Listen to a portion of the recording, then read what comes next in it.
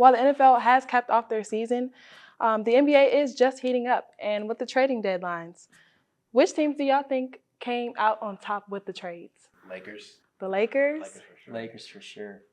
Yeah. Which teams do you think surprised you the most? On a positive note, I think the Heat surprised me the most. I did not think they were going to be able to get that much of a haul for Jimmy Butler. You know, his name had been in trade deadlines for 2 months almost. Not wanting to be here. I'm not going to play for y'all. Kind of drama queen stuff we've seen before from Jimmy Butler. But I was surprised to see Andrew Wiggins go along with 2 picks and another player. That's a great haul for an aging $60 million a year player. On the negative side, I'm surprised the Timberwolves didn't do anything. They're not winning the way they were last season.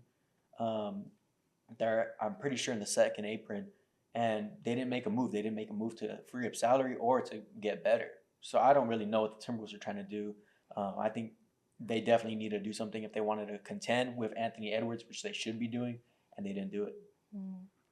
Yeah, I also think the Spurs, they had a really good deal with bringing in De'Aaron Fox. I think that was big to give them that star guard to pair alongside Wemby. Yep. And I think that's going to be a nice duo over the next several years, for sure. Definitely. Do you think any of those trades will impact the team chemistry in any way, negative or positive? I don't think so. I think it'll be fine because they didn't change the whole structure of the team up that much. They're only bringing in one player, so I think he'll be able to settle in pretty fine and get settled into the system. Yeah. You know, I think most of the teams are fine in the NBA, but the one outlier is the Dallas Mavericks. Yes. Who are soon going to be the Las Vegas Mavericks. You know, it's going to happen. They're going to be out. The fan base is upset. Nobody's happy about the move. You don't trade away a 25-year-old superstar just because you feel like he's a little tubby. Because that's what they did. They basically said, hey, Luka, you're tubby. Get out the team. And I think that's insane. 25, best scorer in the NBA, and they moved him for an aging superstar who already got hurt. The medical team doesn't even want to tell us what happened to Anthony Davis because, you know, it's going to blow up in their face. They trade 25-year-old for an aging star, and he gets hurt immediately. Worst case scenario for the Dallas Mavericks, and they should be ashamed of the moves that they made at the deadline. I think it's an interesting trade because time will really tell on the outcome of this trade. Because I think people are forgetting who they got back. They did get Anthony Davis back. I know it's still not the best trade, but it's still Anthony Davis at the end of the day. We've seen what he could do when he's at his best. And I think he can slide back to his natural position at the 4. Doesn't have to play center. He never likes playing center. And I think they have a great defensive team. If they have Anthony Davis playing well for another 4 years and Kyrie plays good for another 4 years, I think it could work out in their favor. But obviously the Lakers win the trade in that they get a young superstar to build with after the LeBron era in LA. I think it's perfect. So do you think the LeBron era is over? Yeah, he's 40. Yeah, it's about over. I mean, they said it was over 10 years ago, and here we are. He's still here. I don't think he wants to play basketball that much longer. Yeah, no, I think he cares more about his family. Yeah. But, you know, you said 4 years of Anthony Davis basketball. In 4 years, Anthony Davis is 35. Kyrie Irving is 36. Clay is like 38. I don't see the timeline. It's all signs point to that this team is going to regress every year from now. If they don't win it this year, I get more nervous about the next year, and I definitely get more nervous about the next year after that.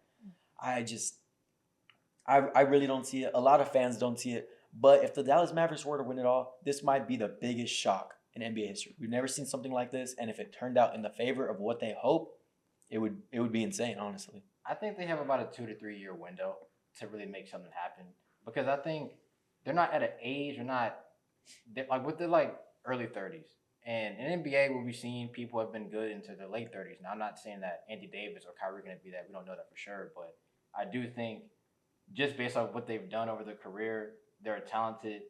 I think they're going to be a really good pair, especially a good pick and roll with them to get the chemistry down. And if Anthony Davis can stay healthy, I think they got a shot to compete for the next couple of years for sure. So do you all think that the trade was mainly for rebuilding of the team, or was it for strictly playoffs? LA or Dallas? Both. I think LA was thinking future, long term. Dallas, according to the GM, he was thinking in the short term, or at least he says future. He's thinking 3 to 4 years, but that's not really the future. But I guess they really were just not impressed with Luka's conditioning and work ethic, and they thought, I guess they didn't want to commit the huge deal that they're going to have to pay him like $350 million. So I guess in their perspective, they would get the defensive starter they wanted. The Lakers get the young starter they wanted. So I guess it's a deal that works out for both sides according to their goals, even though that's not how the fans see it. That's true. You know, I will say that based off everything we've heard Nico say, Mavs GM, it's that they want to be better defensively. Players that we're bringing in, we believe exemplify that. And, you know, we think defense wins championships. And we're bringing in one of the best two-way players in the league. You know, they got probably the second best defender in the NBA, only behind Wembanyama, which you weren't going to be able to get. So, you know, the intent is there. But, you know, Luka was the face of Dallas basketball. They definitely were thinking short term. I think they got greedy with what they wanted to achieve. I'm not going to speculate on what was going on in the locker room or the relationship because we still don't know all about that. But I think Dallas was definitely thinking short term, and Los Angeles was thinking long term. They got another legend in their backcourt, and it's crazy to look at.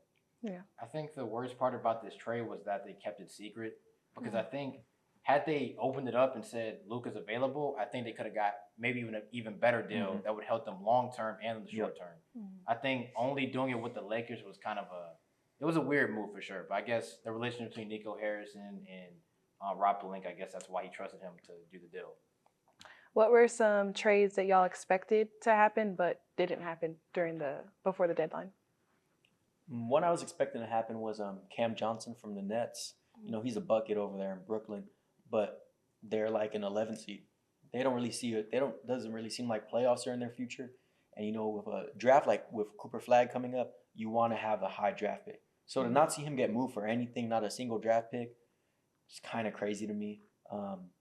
One that I was expecting was Brandon Ingram. I'm real glad Brandon Ingram has a new home. I don't really see the fit anymore in New Orleans. So seeing that he has like this fresh slate in Toronto, I'm very happy for him. Yeah, I think a trade I was expecting to happen that didn't happen was Julius Randle. Because I feel like he just doesn't fit. That front court with him and Rudy Gobert just doesn't – it's not translated into wins. Like, they were much better last year with Cat, and I think they probably should have found a way to move on from Randle. But, yeah, I think the Brandon Ingram trade, I think – like, I'm a Pelicans fan. I think it was hard seeing them go, but it needed to happen. I don't know if I trust Zion long term because he's not really healthy that much. But I think it's a decent trade. They did get a first round pick back for him and a second round pick and 2 players. And I think that's good given that he's going to be a free agent this offseason. And he might not sign back with the Raptors. We don't know yet. So it could work out in the Pelicans' favor for sure. He just signed today. Oh, he did? Brandon Ingram, he signed today. He signed an extension just recently. Oh, okay. So he's there. Okay. Gotcha. Yeah, well, we've seen some pretty major moves in the NBA recently, and shifting from professional to college, our very own from Phi Sigma Jamma, Alvin Franklin, has tragically passed away. He played for the University of Houston men's basketball in the 1980s. For those who don't know, Phi Sigma Jamma it wasn't just a basketball team. They were a cultural phenomenon, revolutionizing college hoops in the 80s while their high-flying dunks and electrifying play. What do you think Alvin Franklin's leadership meant to the success of Phi Sigma Jamma? You know, I think the biggest thing with Mr. Alvin Franklin was that, you know, we saw a man work hard to get better every year. You see that in his scoring. Every year his scoring increased, became a bigger part of the team, really led the team to success. You know, whenever you see that hard work in the locker room, it really pays off. You know, you don't want your best guy to just be there because he's talented. You want them to be talented and hardworking. And you still see that today. You know, Phi Slamma Jamma, it's infamous. You walk around campus, you see it everywhere. You see it in the gift shops, people wearing merch, and a lot of it has to do with Alvin Franklin, you know. Yeah. He'll be greatly missed. Yes. And other players like Hakeem and Clyde Dexter, they were very, very important to Phi Sigma Jamma as well. What do you think the impact of Alvin Franklin's passing has been on the Houston's basketball community? I think it's big because it's such a historic figure in UH basketball program history, and I think his legacy is going to live on, and you know, hopefully the team can continue to get better over the years and bring another championship back. Of course. Well, that wraps up another episode of Cougs Talk. Thank you so much for joining us. I'm Joy. I'm Diego Belmares. I'm Corey McLaurin. Go Cougs. Go Cougs. Cougs.